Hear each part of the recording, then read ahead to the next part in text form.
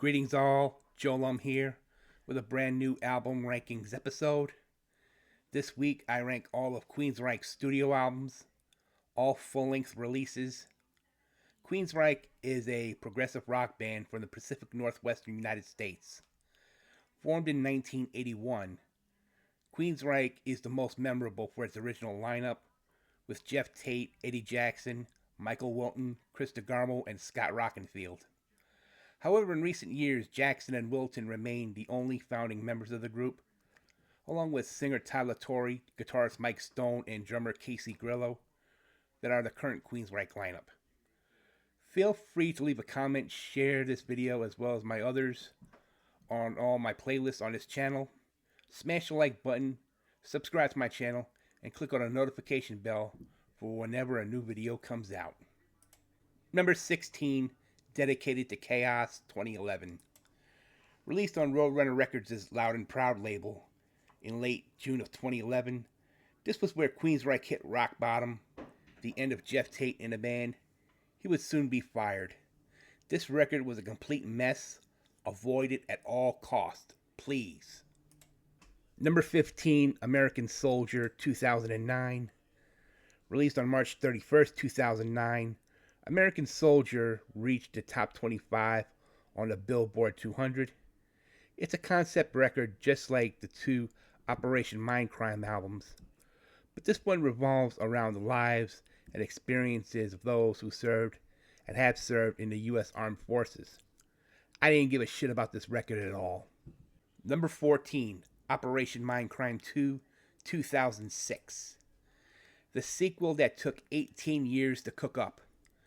The first of many stinkers from Queensryche, produced by Jason Slater. I'm American is the only song that stood out. As for the rest of the album, much like American Soldier, I didn't give a shit about. Number 13, Take Cover 2007. A covers album that features songs from Crosby, Stills, Nash & Young, Black Sabbath, Queen, and Pink Floyd, and Peter Gabriel, just to name a few. I dug their rendition of Neon Nights and Welcome to the Machines the most.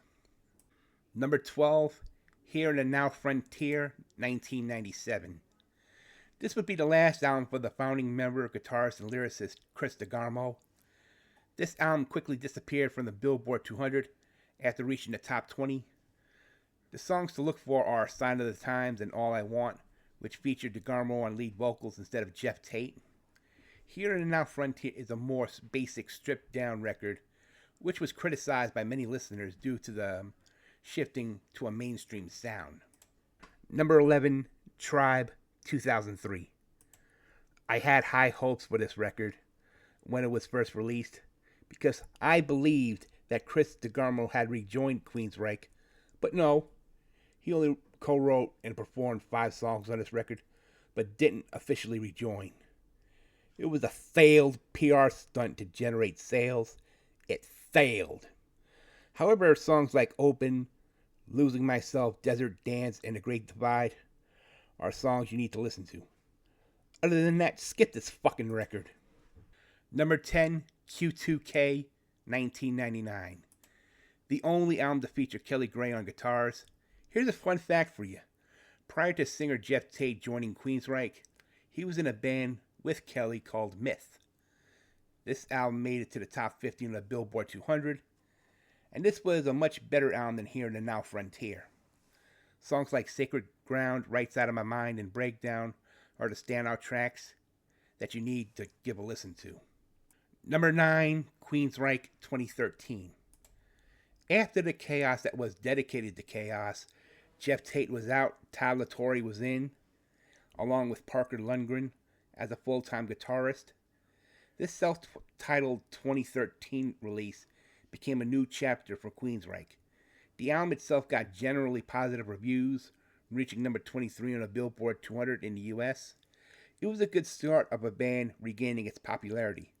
My favorite songs off this one are Open Road, Fallout, Redemption, and Where Dreams Go to Die.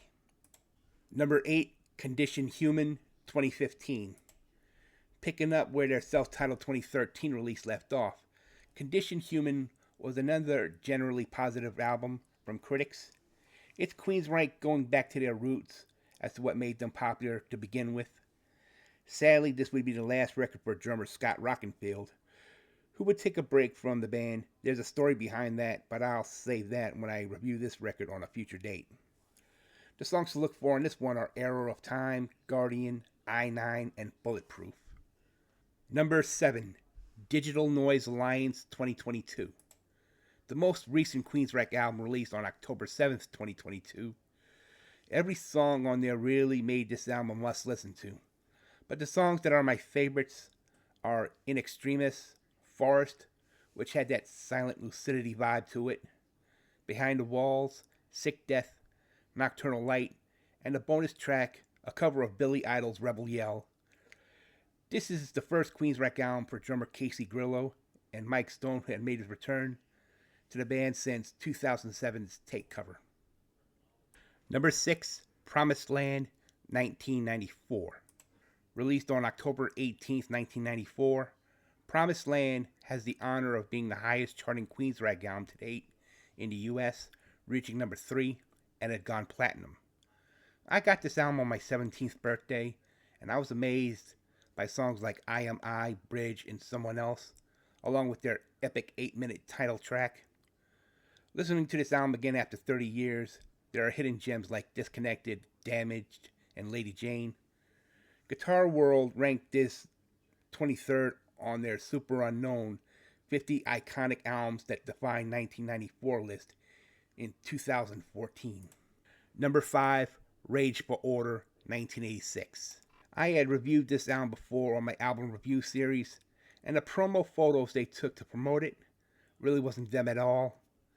The album was released on June 27th of 1986 and produced by Neil Kernon, who prior to producing this record, produced Dokken's third album Under Lock and Key. Rage for Order was more progressive than their Warning album, and even their 1983 EP. Songs to listen to are I Dream in Infrared, Walk in the Shadows, and their cover of the Dalbello song, Gonna Get Close to You. A criminally underrated album. Number 4, The Verdict, 2019. Released on March 1st, 2019, The Verdict, in my opinion, is their strongest release since Empire. Tyler Torrey pulled double duty on this creation. Not only did he sing on this record, but he also performed drum parts due to the absence of Scott Rockenfield. Louder Sound described The Verdict as an improvement, having all the hallmarks of the band's early material.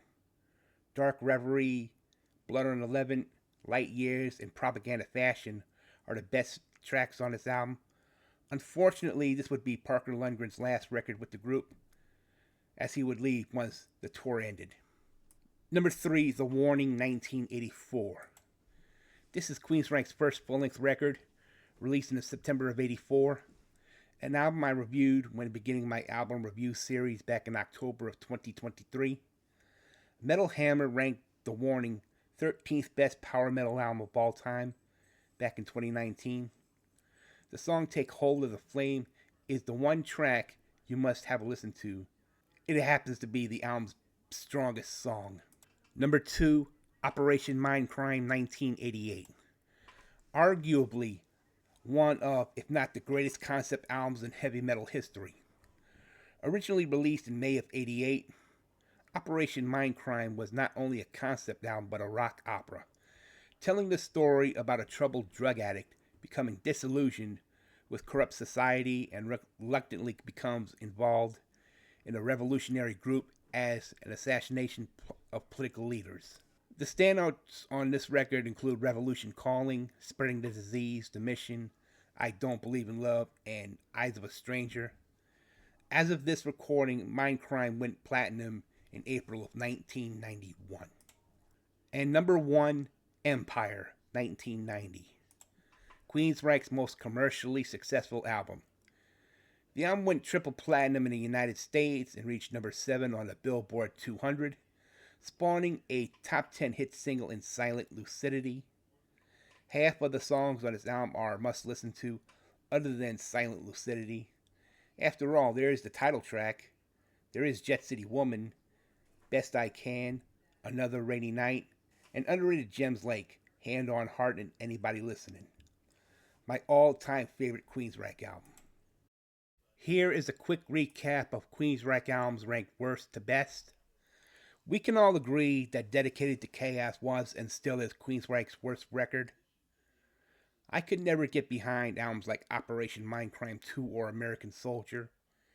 Here and Now Frontier marked the end of the classic lineup when DeGarmo left.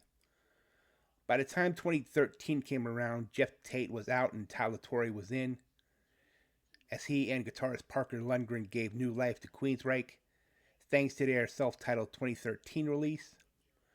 I was disappointed that Condition Human would be the last Queensryche album for Scott Rockenfield. Digital Noise Alliance became a modern favorite of mine, and the verdict was in between the classic 5 Queensryche albums, in which Empire remains their best album to date.